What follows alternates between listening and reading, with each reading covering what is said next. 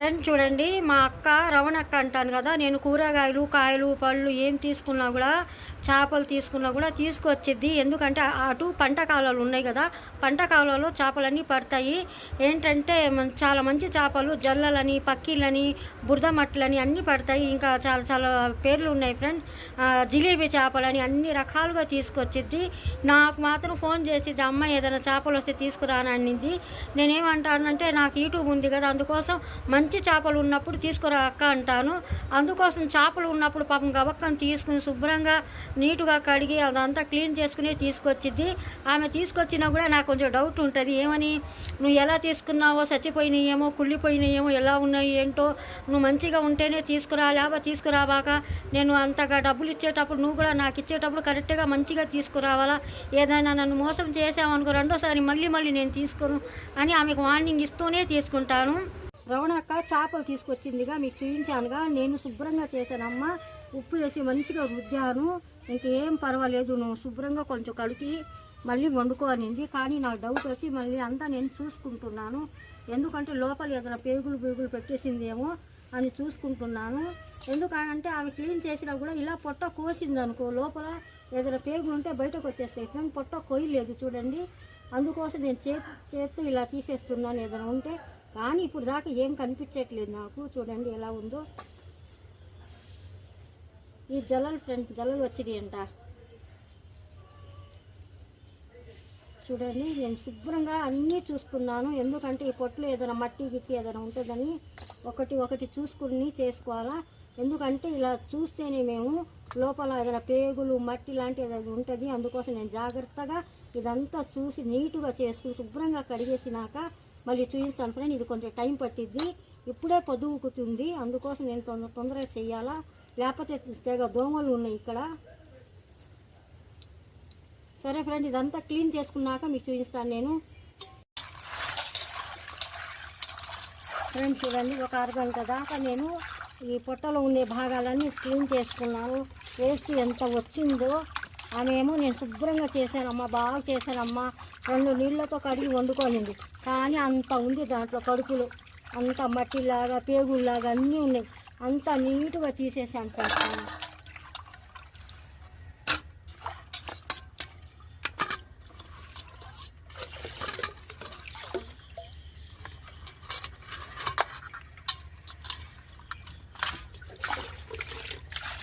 అండి ఫ్రెండ్స్, నేను మంచిగా వాష్ చేసుకుని నీటుగా చేసుకుని అప్పుడు ఈ చేపలన్నీ మీకు ఎలా క్లీన్ చేశానో చూపిస్తాను.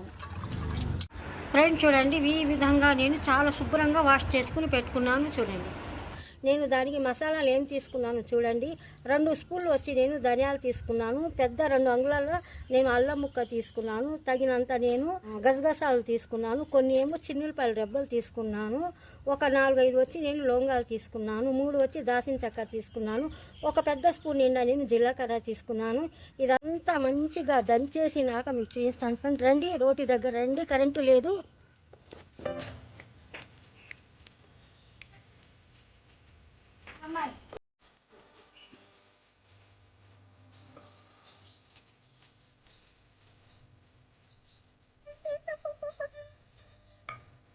అండి కరెంటు పోయింది, అందుకోసం శుభ్రంగా నేను రోలు శుభ్రంగా కడిగేసాను. బండ కూడా శుభ్రంగా కడిగేసాను. చూడండి, నేను మసాలా దినుసులన్నీ వేసుకుంటున్నాను ఒక్కొక్కటి.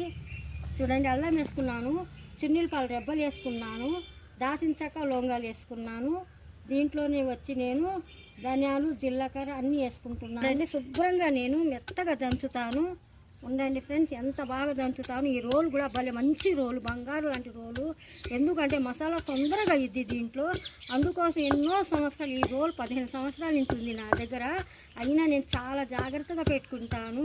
ఎంతమంది అడిగారు కానీ ఎవరికి ఇవ్వలేదు, నేను అంత జాగ్రత్త పెట్టుకున్నాను. చూడండి, మసాలా ఒక 2 నిమిషాల్లో రెడీ అయిపోయిద్ది.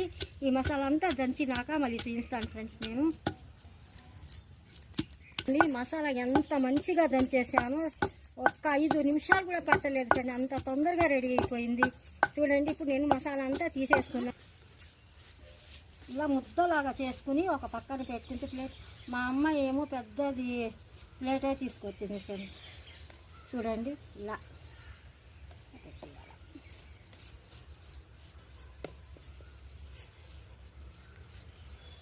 కొంచెం లైట్గా దీంట్లో వాటర్ తీసుకుంటాను నేను, ఎందుకంటే ఈ మసాలా దినుసులన్నీ వేసి దంచాను కదా, ఈ వాటర్ కూడా కొంచెం వేసుకుంటే బాగుంటుంది.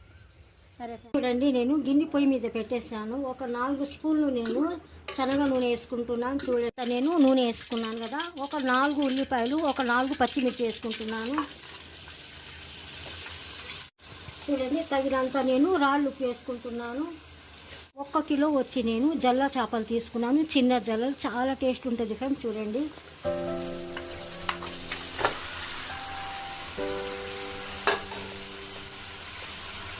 మసాలా దినుసులన్నీ నేను రోట్లో దంచాను కదా ఫ్రెండ్, అదంతా వేసుకుంటున్నాను. చూడండి, ఈరోజు చాలా వెరైటీగా వండుతున్నాను, చూస్తూ ఉండండి. తగినంత నేను పసుపు వేసుకుంటున్నాను. చూడండి, నేను తగినంత నేను మంచి కారం, దింపుడు కారం వేసుకుంటున్నాను, మసాలా కారం. చూడండి, కలర్ కూడా వేరేగా ఉంది, కలర్ కొంచెం చేంజ్ ఉందండి. చూడండి, కలర్ ఇలా ఉందంటే మంచి మసాలా కారం అది. చూడండి, ఇలా చక్కగా ఇలా కలపాల ముక్కలన్నీ.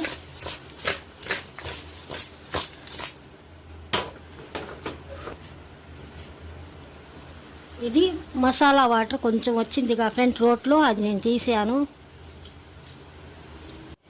నేను హై మీద పెట్టేసాను మంట. చూడండి, దీంట్లో నేను చింతపండు, ఒక 100 గ్రాముల చింతపండు తీసుకుని చిక్కగా నేను గుజ్జు తీసేసాను. చూడండి,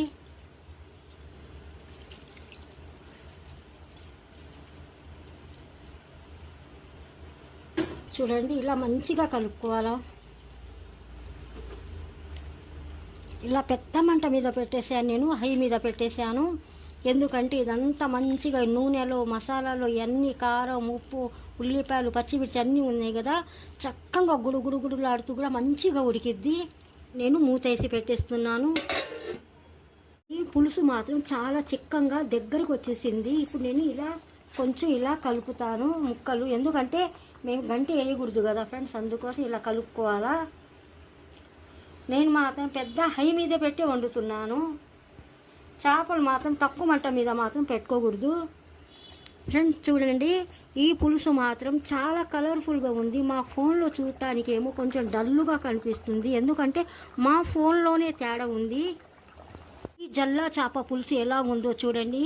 ఒకప్పుడు అన్నారు కొబ్బరి మసాలా వేస్తే తీయగొచ్చిద్దిగా కూర పులుసు అని, కానీ ఈరోజు రవ్వంతా నేను పచ్చి కొబ్బరి అయినా ఎండు కొబ్బరి అయినా వాడలేదు. అన్నీ నేను పొడి దినుసులు అన్నీ వేసి మంచిగా దంచి నేను వేసాను. చాలా కమ్మటి వాసన గుమగుమలాడిపోతుంది. ఈ పులుసు మాత్రం ఎలా ఉందో ఒక్కసారి మీరు కామెంట్ పెట్టండి ఫ్రెండ్. చూసేవాళ్ళు నా ఛానల్కి లైక్ చేస్తుండండి, షేర్ చేస్తుండండి, సబ్స్క్రైబ్ మాత్రం మీ ఈ 2 వంటలకి తప్పకుండా చెయ్యండి. హై మీద లో మీద ఒక 10 నిమిషాల టైం పట్టింది ఫ్రెండ్స్ ఉడకటానికి ఈ పులుసు. కొంచెం నేను టేస్ట్ చూశాను, పులుసు కొంచెం లైట్గా సప్పదానం అనిపిస్తుంది. మళ్ళీ నేను కొంచెం వచ్చి రాళ్ళు ఉప్పు వేసుకుంటున్నాను. చూడండి, దీంట్లోనే వచ్చి నేను కరివేపాకు రెబ్బలు ఇలాగే వేస్తాను. నాకు మాత్రం ఈరోజు కొత్తిమీర దొరకలేదు ఫ్రెండ్స్, అందుకోసం నేను కరివేపాకు వేస్తున్నాను. మా చెట్టుది ఫ్రెష్ కరివేపాకు. ఇప్పుడు నేను మూత వేసి పెట్టేస్తున్నాను ఫ్రెండ్స్. చూడండి, చిన్న జల్ల చేప పులుసు రెడీ అయిపోయింది. చాలా సూపర్గా వండాను, మీరు మాత్రం తప్పకుండా ట్రై చేయండి ఫ్రెండ్. చూడండి ఎంత బాగుందో పులుసు. ఈ చిన్న చిన్న జల్ల చేపలు ఈ రోజుల్లో ఎక్కువ వస్తాయి ఫ్రెండ్, వర్షాల్లో ఎక్కువ వస్తాయి. మీరు కూడా తప్పకుండా తీసుకుని నేను చేసినట్టు పులుసు చేసి సూపర్గా ఉంటుంది. తప్పకుండా మీరు ట్రై చేయండి. నా ఛానల్కి లైక్ చేయండి, షేర్ చేయండి, సబ్స్క్రైబ్ చేయండి. మీ ఈ 2 వంటలక్క ఒకటి.